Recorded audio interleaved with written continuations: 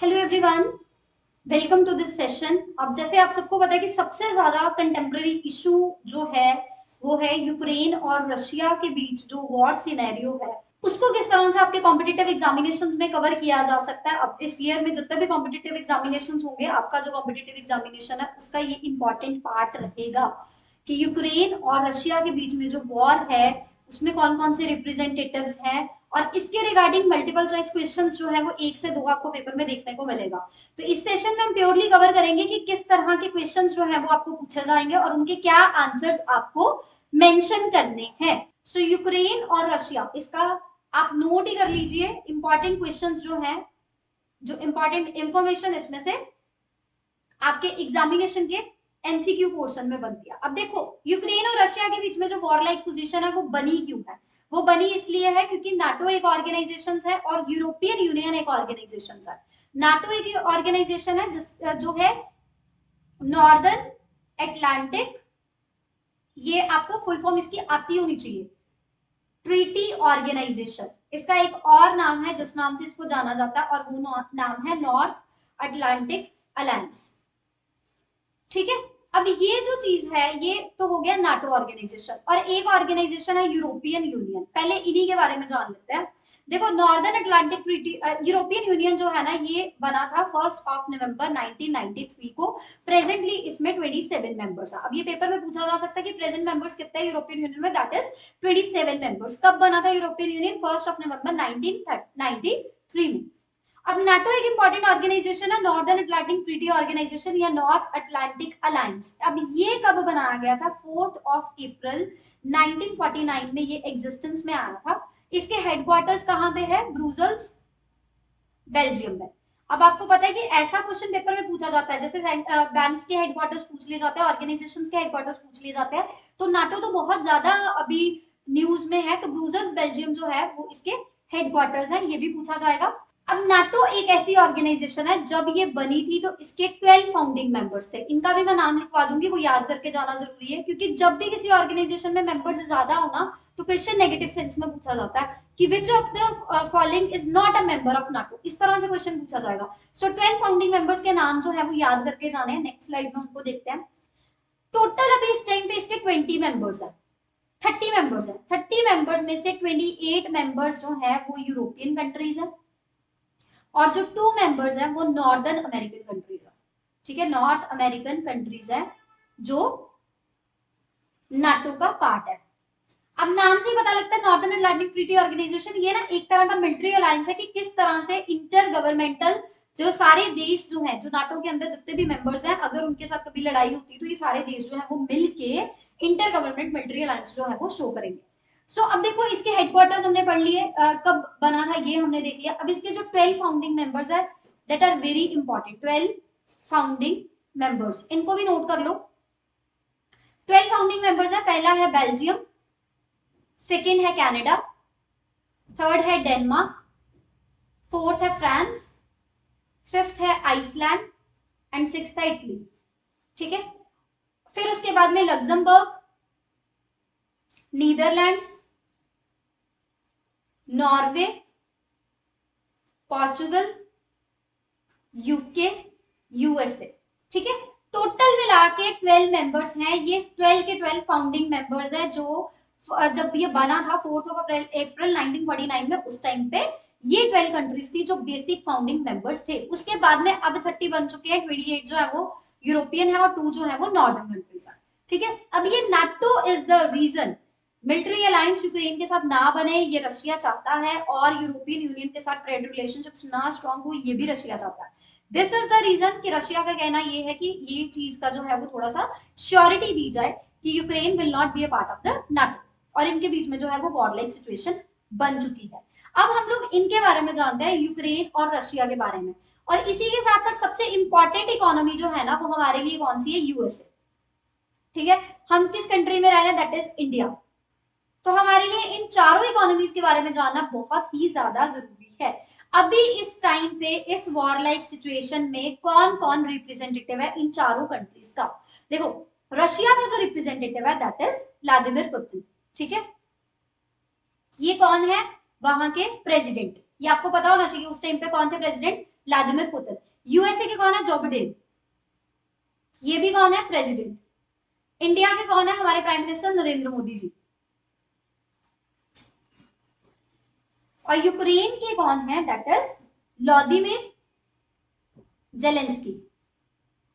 इसमें वी जो है वो साइलेंट है, दोनों के नाम में वी साइलेंट है, रशिया के प्रेसिडेंट में भी और यूक्रेन के प्रेसिडेंट में, जेलेंस्की। ये आपको पता होना चाहिए, पेपर में ये चीजें पूछी जाती है। तो पहली चीज हमने पेपर में ये याद करके जानी है। दूसरी चीज हमने जो याद करके जानी है वो क्या याद करके जानी है? इन कंट्रीज, ये कंट्रीज बहुत ज्यादा नाम में आ रही है तो इनकी करेंसीज भी पूछी जा सकती है। देखो जो यूक्रेन की करेंसी है ना, that is hryvnia, that is hryvnia. India की करेंसी आपको पता है रुपी, यूएसए की करेंसी डॉलर और रशिया की करेंसी रशियन रूबल। ये इनकी करेंसीज हैं। अब इस टाइम पे इनकी कैपिटल्स क्या है? रशिया की कैपिटल क्या है? मॉस्को। यूएसए की कैपिटल क्या है? Washington DC. इंडिया की कैपिटल क्या है? न्यू दिल्ली। और यूक्रेन की कैपिटल क्या है? यूक्रेन की जो कैपिटल है that is Kyiv, that is Kyiv. So economics के जो क्वेश्चन रहेंगे है ना, पर्टिकुलर इकोनॉमी का अगर हम सेक्शन देखें तो उसमें ये भी पूछा जा सकता है कि उस टाइम पे फाइनेंस मिनिस्टर कौन थे, क्योंकि सबसे ज्यादा यही टॉपिक बना हुआ कि पूरी वर्ल्ड इकोनॉमी के ऊपर या इंडिया की इकोनॉमी के ऊपर इस वॉर का क्या असर रहेगा। अब देखो रशिया में इस टाइम पे एंटन सुलियानोव जो है वो फाइनेंस मिनिस्टर है, ठीक है। यूएसए में finance minister as it is नहीं होता, यहाँ पे होते हैं सेक्रेटरी ऑफ द ट्रेजरी। ये भी एक इंफॉर्मेटिव चीज है, सेक्रेटरी ऑफ द ट्रेजरी होता है यहाँ पे। और अभी इस टाइम पे जो हेड है दैट इज जेनेट येलेन, ठीक है। इंडिया में फाइनेंस मिनिस्टर आपको पता है निर्मला सीतारमण जी। और यूक्रेन के इस टाइम पे जो है दैट इज सर्ये मार्चेंको। ये चीज आपने याद करके जानी है। फिर साथ में आपको ये भी पता होना चाहिए central banks, about central banks इनके, ठीक है, क्योंकि हर कंट्री जो है उसके फॉरेक्स रिजर्व्स कहाँ पे रहते हैं? उनके सेंट्रल बैंक्स के साथ रहते हैं। अगर हम इकोनॉमी के ऊपर असर देखें इनका तो ऑब्वियस है सेंट्रल बैंक एक इंपॉर्टेंट रोल प्ले करता है, क्योंकि अब जैसे अगर क्रूड ऑयल के प्राइसेस इंक्रीज होंगे तो फॉरेक्स रिजर्व्स जो है वो इंडिया के ही डिप्लीट होंगे, जब हमें हाई अमाउंट में पे करना पड़ेगा, हाई प्राइसेस पे हमें क्रूड ऑयल जो है वो इंपोर्ट करने का ऑर्डर प्लेस करना पड़ेगा, तो हमारे फॉरेन रिजर्व्स जो है वो डिप्लीट होंगे। तो सेंट्रल बैंक मैटर करता है किस कंट्री का, कौन सा सेंट्रल बैंक है। इंडिया का आपको पता है आरबीआई है, ठीक है। और रशिया का जो सेंट्रल बैंक है that is central bank of Russia. Simple है, सेंट्रल बैंक ऑफ रशिया। ये 13 जुलाई 1990 में बना था, ठीक है। यूएसए का अगर देखा जाए वहां पे फेडरल रिजर्व सिस्टम है, FEDERAL, that is federal reserve system. ये 23 दिसंबर 1913 में बना था। यूक्रेन का है national bank of Ukraine, national bank of Ukraine. ये 1902 में बना था। इसके हेडक्वार्टर्स जो है वो है इनस्के ये याद करना आसान है, इनस्के स्काई TUTSKE, इनस्के तुत्स्का में जो है वो इसके हेडक्वार्टर्स है। और रशिया के हेडक्वार्टर्स जो है दैट इज इन मॉस्को, उसकी कैपिटल में, और यूएसए का वही वॉशिंगटन डीसी में। सो अब हमने देखा फाइनेंस मिनिस्टर कौन है, कौन इसकी रिप्रेजेंटेटिव है इस टाइम पे। जिस तरह से प्रधानमंत्री नरेंद्र मोदी जी जो है वो ग्लोबल लीडर बने, उन्होंने सबसे पहले व्लादिमीर पुतिन से बात की है regarding the situation of the war between the Russia and Ukraine. NATO के फाउंडिंग मेंबर्स के बारे में हमने जाना। अब पॉइंट ये है कि इन दोनों के बीच में वॉर क्यों हो रही है? वॉर इसलिए हो रही है कि एस्पायरिंग मेंबर्स 4 हैं नाटो के। एस्पायरिंग मेंबर्स अभी जितने हैं वो 4 मेंबर्स है। ये भी पूछा जा सकता है कितने एस्पायरिंग मेंबर्स हैं। पहला है बॉस्निया, दूसरा है हर्जेगोविना, तीसरा है जॉर्जिया और चौथा है यूक्रेन, जिसके साथ वॉर लाइक सिचुएशन है। अब पेपर में ये भी पूछा जाता है which is the latest country to join NATO. Latest country, latest joining जो कंट्री है that is Macedonia. Latest joining country is Macedonia. ये भी पेपर के पॉइंट ऑफ व्यू से बड़ा इंपॉर्टेंट क्वेश्चन है। अब इस टाइम पे, जिस टाइम पे वॉर लाइक सिचुएशन बनी हुई है, इनके प्रॉस्पेरिटी इंडेक्स पे देख लेते हैं कि ये कंट्रीज चारों की चारों जो है वो कहां पे रैंक करती हैं, क्योंकि ये दोनों ही बहुत इंपॉर्टेंट कंट्रीज है, रशिया और यूक्रेन। क्योंकि Russia is the biggest country in Europe continent और Ukraine is the second biggest. जो 3 बनी थी, रशिया, बेलारूस और यूक्रेन।